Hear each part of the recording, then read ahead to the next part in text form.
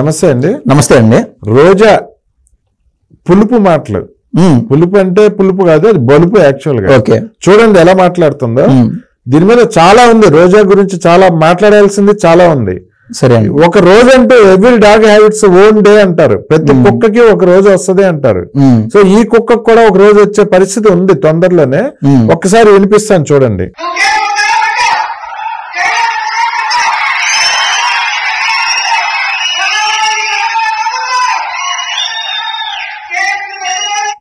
నువ్వు కేసులు పెడతావా పెట్టు, జైల్లో పెడతావా పెట్టు, మరి వచ్చేది మాదే ప్రభుత్వం.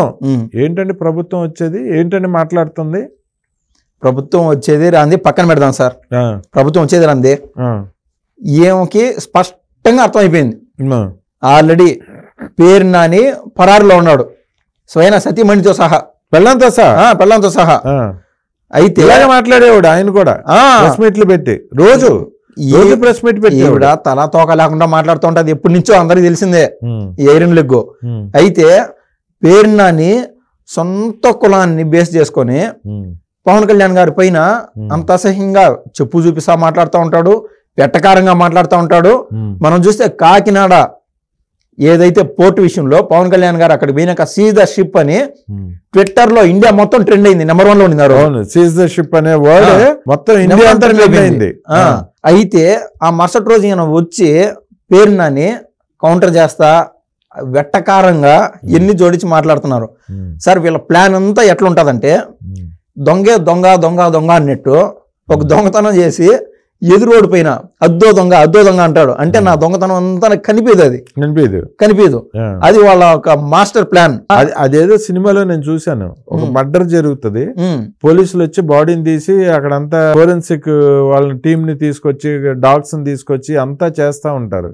అక్కడ కారం పొడి జల్లేసి ఉంది, దొంగను పట్టుకోవడం కష్టంగా ఉందండి అని చెప్తా ఉంటారు ఈ ఫోరెన్సిక్ వాళ్ళు.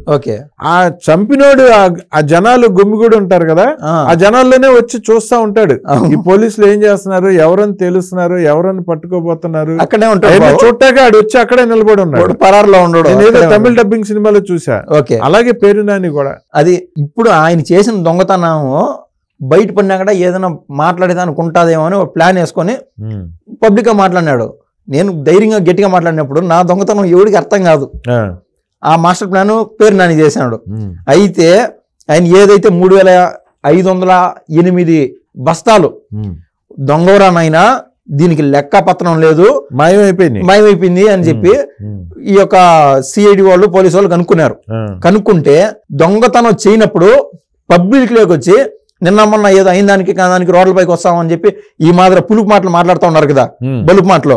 పేరు నాని ఎంతటోడు సార్, ఎప్పటి నుంచో మంత్రిగా ఉన్నాడు, ఏదేదో ఆయన యొక్క వాళ్ళ పేరుని కృష్ణమూర్తి వాళ్ళ ఫాదర్ నుంచి అటువంటి ఫ్యామిలీ పరారయ్యే పనిలా జైల్లో పెట్టినని అదొక వాళ్ళకి ఒక రాజకీయంగా బూస్టప్ ఇస్తుంది, జైల్లో పెట్టుకొని అని. అట్లాంటోడు పరారులో ఉన్నాడంటే, పరారులో ఉన్నాడు సరే, ఏది ఈ కూటమి ప్రభుత్వం వాళ్ళని పోలీసులు హింసిస్తున్నారు అని మనం ఒక యాంగిల్ అనుకుందాం. అయితే ఈయన డబ్బులు 1,30,00,000 చేంజ్ ఈ మాయమైపోయిన 3,508 బస్తాలు డబ్బులు డీడీ కట్టాడు కోర్టులో. అక్కడ దాకా ఒక సబ్జెక్ట్ సార్. అయితే నువ్వు డబ్బులు కట్టినావా సరే, నేను ఒక దొంగతనం చేస్తా ఒక రోజు, మళ్ళీ డబ్బులు కడతా అంటే దొరికితే దొంగ లేదంటే ధర, అప్పుడు దొరికితే డబ్బులు కడతా లేదా దొరకకుంటే నాకు జాక్పాటే.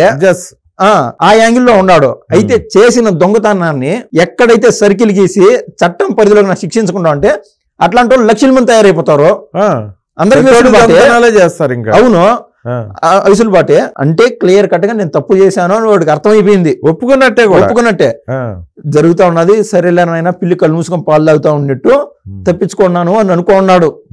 ఏది అధికారుల్లో కూటమి ప్రభుత్వంలో కూడా ఆ వైసీపీ యొక్క మాయ ఉన్నది కదా సార్, ఆ మత్తు వాళ్ళకి సంబంధించి ఏదో లాబింగ్ చేద్దాం ప్రయత్నాల్లో ఉన్నాడు. ఏదైనా కేసు అన్న తగ్గుతుందేమో తర్వాత చూసుకొని బయటకు వద్దామని. ఈ టైంలో ఏమైందంటే, అయ్యా నువ్వు ఎత్తేసింది 3,508 బస్తాలు కాదు, 7,550 చిల్లర బస్తాలు అని ప్రభుత్వ అధికారులు మళ్ళీ కనుక్కున్నారు. ఇది కేవలం నేను చెప్తాను లెక్కాపత్రంలో సార్, డాక్యుమెంటేషన్ ఎవిడెన్స్ ఇప్పటివరకు తెలియదు, డాక్యుమెంటెడ్ ఎవిడెన్స్ మాత్రం అది. ఇది కేవలం ఆయన గోదాముల్లో ఆడ పూర్వ ప్రభుత్వం వాళ్ళ సొంత మనుషులు గోదాములకి కాంట్రాక్ట్లు ఇచ్చుకుంటూ పోయింది. దాంట్లో ఈయనకి 100 గోదాములు ఉన్నాయంట పేర్నానికి. దాంట్లో అన్ని అక్రమంగా ఎత్తేసాడు ఆ బస్తాలన్నీ. అందులో భాగంగా లెక్క తేల్చింది ప్రస్తుతానికి ఎంత అంటే 5,700 చిల్లర సార్ బస్తాలో. కట్టిన డబ్బు 1,30,00,000 1,50,00,000 కట్టాడు. ఇంక ఇది కూడా కడతానంటే సరిపోతుందా?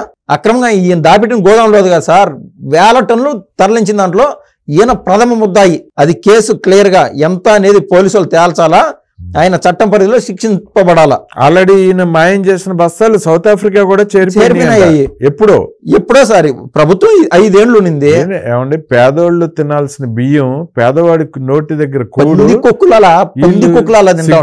ఉండాలండి వీళ్ళకి. సార్ ఒక ప్రజాప్రతినిధి అంటే నువ్వు తప్పు చేయొచ్చు, నేను తప్పు చేయొచ్చు సార్. ప్రజాప్రతినిధి అన్నోడు ఒరే నాయన ఆ దోల పావుదురా, మంచి పని చేసుకోరా అని.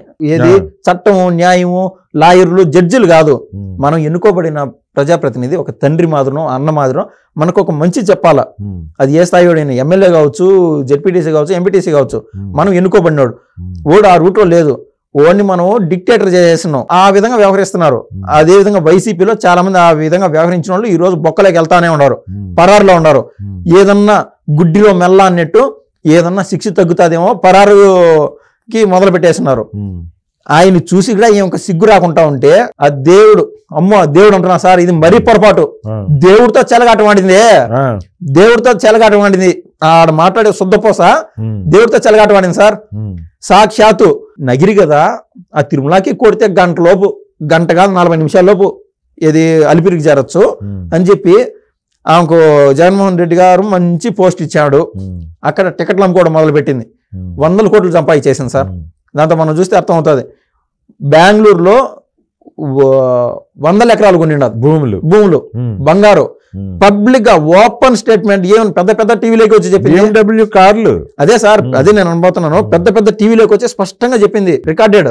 నా కొడుకు ఆ కారు నచ్చలేదు, నా కొడుకు కోసం 2 BMW కార్లు కొన్నాను, వాడికి ఏది నచ్చితే దాంట్లో వేసుకోను అని ఆ రేంజ్ లో మాట్లాడుతూ ఉంటే అక్కడ ఉండే ప్రజలు ఒక్కొక్క ఇంటికి ఆమె రేపే పోయి 30,000 నగిరిలో మొత్తం అన్ని ఇళ్లకు పంచినా కూడా వాళ్ళు పెట్టుకుంటే కసి తగ్గల. ఒకప్పుడు చెక్ బౌన్స్ కేసుల్లో ఉండి లాయర్ ఫీజులు కూడా కట్టలేని స్థితిలో ఉండేది రోజా. ఒకప్పుడు ఉండి ఇటలీకి పోవడాలు, పెద్ద సెలబ్రిటీలే సార్ ఆవిడ అంతా వ్యవహారం వేరే. అయితే నేను ప్రజలకు సంబంధించిన విషయం మాట్లాడుతున్నా. ప్రజల సొమ్ము 100 కోట్లు తిని వాళ్ళ అన్నోళ్ళని దాదాపు 5 మంది ఆ నియోజకవర్గంలో, వాళ్ళ అన్నంట, ఇంకో అన్నంట, వాళ్ళ మరిదంట, వీళ్ళందరూ ఎమ్మెల్యే డాను, ఎమ్మెల్యే కింద పనిచేసే వాళ్ళందరూ ఆ యొక్క నియోజకవర్గ ప్రజల్ని హింసించేవాళ్ళు. ఆ ఇసుక విషయంలో కావచ్చు, ప్రతి కాంట్రాక్ట్ వాళ్ళదే. అందుకు వాళ్ళని కుక్కను కొట్టినట్టు కొట్టేసి ఓడిపించేసాను. Life time. ఒక్కటి బాధాకరం జగన్మోహన్ రెడ్డి పై నాకు ఉండే సానుభూతి ఏంటంటే, రోజా గారు కావచ్చు, గారు అంటున్నా, మహిళలంటే గౌరవం, మహిళలంటే పిచ్చ గౌరవం నాకు. అదేవిధంగా గోరంట్ల మాధవ్ గారు, అమ్మటి రాంబాబు గారు, ఇట్లాంటి వాళ్ళు లైఫ్ టైం గెలవరు. జగన్మోహన్ రెడ్డి గారికి నేను చేసే ఓపెన్ సూచన, గోరంట్ల మాధవ్ గారు, రోజా గారు, అమ్మటి రాంబాబు గారు, వీళ్ళు లైఫ్ టైం గెలవరు. అక్కడ మీరు ఏదైనా వేరే అభ్యర్థులను పెట్టుకుంటే, సార్ నా మాటలో ఏదైనా తప్పు అయితే వైసీపీ వాళ్ళని చెప్పాను, నేను వింటా.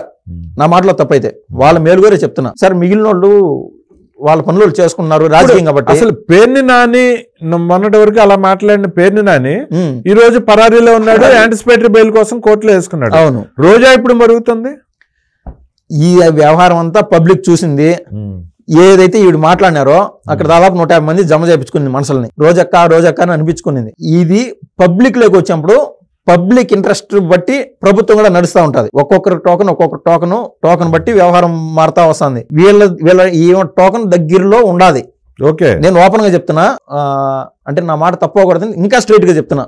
ఒక్కల వ్యాన్లో అని చెప్దాం అనుకోండి, వద్దు, మహిళలంటే గౌరవం కాబట్టి చట్టం దాని పని అది చేసుకుంటూ పోతానే. దగ్గరలో అతి దగ్గరలో బొక్కలేక పాకుంటే బొక్కలేక పోయేలోపు రోజా కోసం 4 టీములు పోలీసులు గాలింపు, లేదా హైకోర్టులో యాంటిసిపేటరీ బెయిల్ వేసింది అనే వార్త మీరు పరారీలో రోజా ఎక్కడ పోయినాదో కనిపించలేదు.